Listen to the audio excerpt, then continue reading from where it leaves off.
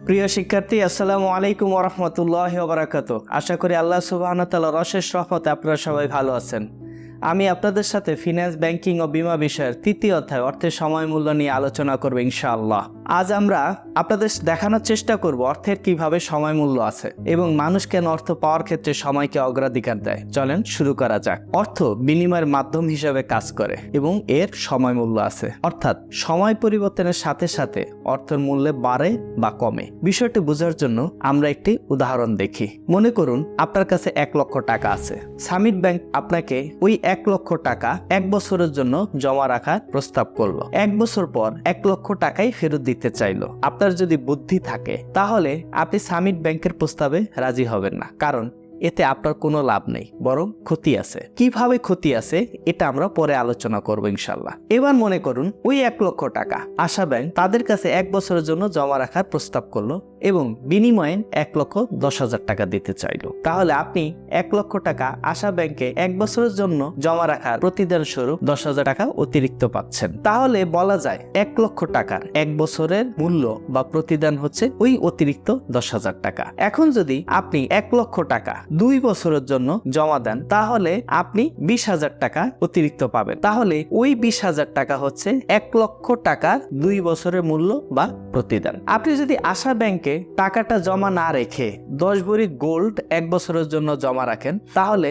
Bank কিন্তু 1 বছর পর আপনাকে 11 ভরি গোল্ড দিবে না, 10 ভরিই ফেরত দিবে। আপনি আর যাই কিছু ব্যাংকে জমা রাখেন না কেন, ব্যাংক কিন্তু অতিরিক্ত কিছুই আপনাকে দিবে না। তাহলে উপরিউক্ত আলোচনা থেকে আমাদের কাছে এটা পরিষ্কার যে টাকা বা অর্থের সময় মূল্য আছে। এইবার আমি আপনাদের সাথে আলোচনা করব মানুষ অর্থ পাওয়ার ক্ষেত্রে কেন সময়কে অগ্রাধিকার দেয়। মনে করুন আপনার ফ্রেন্ড ক এর কাছে 1 লক্ষ টাকা পান। আপনার ফ্রেন্ড টাকাটা দিয়ে দিচ্ছি করে এতদিন আপনাকে ঘুরিয়ে আসছে। আজ টাকাটা দিতে রাজি হয়েছে এবং আপনাকে টাকাটা দেওয়ার জন্য 2টি প্রস্তাব দিল। প্রস্তাব 1, আপনি টাকাটা চাইলে আজই নিতে পারেন। প্রস্তাব 2, টাকাটা চাইলে 1 বছর পরে নিতে পারেন। এখন আপনি যদি ট্যালেন্টেড হন তাহলে টাকাটা আজই নিতে রাজি হবেন, কারণ টাকাটা আজ নিলে লাভ আছে। এখন যদি আপনাকে প্রশ্ন করা হয় কি কি লাভ আছে, আপনি হয়তো সুনির্দিষ্ট করে বলতে পারবেন না। আমি আপনাকে সহযোগিতা করছি। আজ টাকাটা নিলে সুনির্দিষ্টভাবে 4টি লাভ আছে। নাম্বার 1, অনিশ্চয়তা। আপনি যদি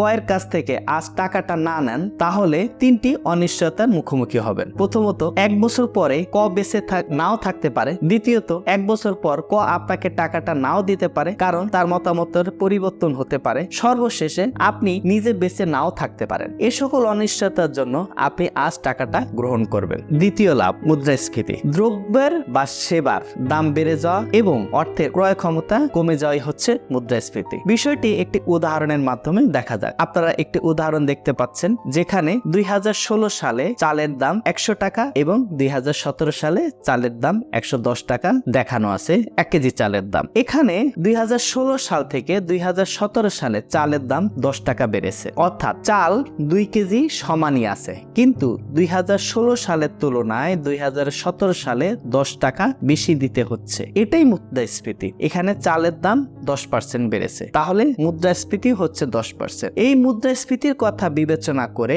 আপনি 1 লক্ষ টাকা এখন গ্রহণ করবেন, কারণ এই 1 লক্ষ টাকা দিয়ে এখন যত কেজি চাল কিনতে পারবেন, পরের বছর তার সমপরিমাণ চাল কিনতে পারবেন না। 1 লক্ষ টাকার ক্রয় ক্ষমতা কমে যাবে। ক্রয় ক্ষমতা হ্রাসের এই ঝুঁকি এড়ানোর জন্য আপনি টাকাটা এখনই গ্রহণ করবেন। 3 নম্বর লাভ, ভোগ অগ্রাধিকার। মানুষ আজ খেতে পছন্দ করে, আজ পড়তে পছন্দ করে। মনে করুন আপনার খুব কাছের একজন ফ্রেন্ড 50,000 টাকা কলেজে থেকে একটি বৃত্তি পেল। স্বাভাবিকভাবেই আপনি আপনার ফ্রেন্ডের কাছে যাবেন। ফ্রেন্ড আপনাকে বলল এখন খেতে চাইলে আনলিমিটেড বিএফসি চিকেন, 1 মাস পরে খেতে চাইলে চাইনিজ। আপনি কিন্তু বলবেন তোর চাইনিজ খাওয়ানো লাগবে না, তুই এখন বিএফসি তে নিয়ে চল। আবার আপনার পিতা বলল বাবা ওর মা এই ঈদে ড্রেস নেওয়ার দরকার নেই, পরবর্তী ঈদে 2টো নাও। আপনি কিন্তু বলবেন পরের ঈদে 2টো দরকার নেই, এই ঈদে 1টা দিলেই হবে। ঠিক একই ভাবে কয়ের কাছ থেকে টাকাটা নিয়ে আজ আপনার পছন্দ মতো খাবার খেতে পারবেন বা পোশাক কিনতে পারবেন। ভবিষ্যতে অসুস্থতা বা মৃত্যুর কারণে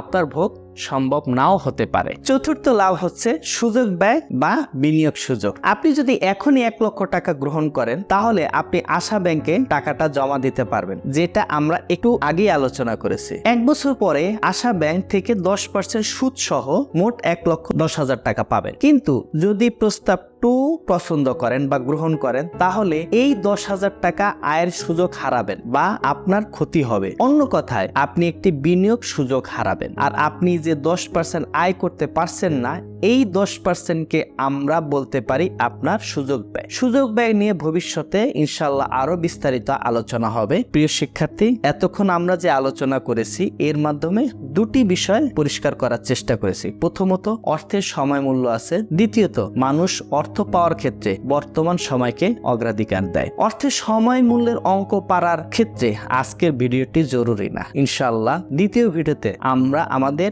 গাণিতিক আলোচনা শুরু করব এবং অর্থের সময় মূল্য অঙ্ক করার নিয়ম পদ্ধতি সম্পর্কে ধারণা পরিবর্তন করে দিব।